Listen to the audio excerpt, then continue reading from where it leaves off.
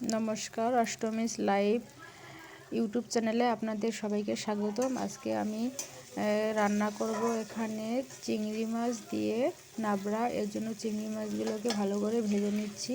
ভেজে নেওয়া হয়ে গেলে ওই তেলে আমি ফোড়ন দিব। ফোড়নে দিলাম গোটা জিরে, কালো জিরে, একটা শুকনো লঙ্কা।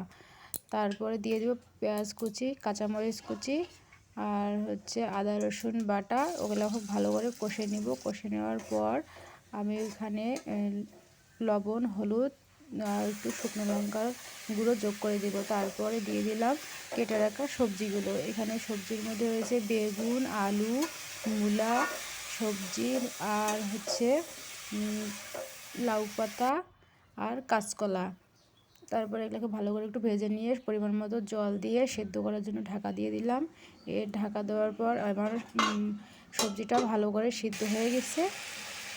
তারপরে আমি আবার এগুলোকে ভালো করে ভেজে নেব, কষিয়ে নেব। নেওয়া হয়ে গেলে ভেজে রাখা চিংড়ি মাছের শুটকিগুলো দিয়ে দেবো। শুটকিগুলো দিয়ে ভালো করে আবার ভাজে নেব। ভাজে নেওয়া হয়ে গেলে যখন দেখবো যে একদম মাখা মাখা হয়ে এসছে, তখন আমি একটু জিরের গুঁড়ো দিয়ে নামিয়ে নেব। এই হয়ে গেল আমার নাবড়া। তো খেতে কিন্তু দারুণ হয়েছিল। তো আপনারাও বাড়িতে ট্রাই করবেন। আর সবাই আমার এই ইউটিউব চ্যানেলটা সাবস্ক্রাইব করে দিবেন।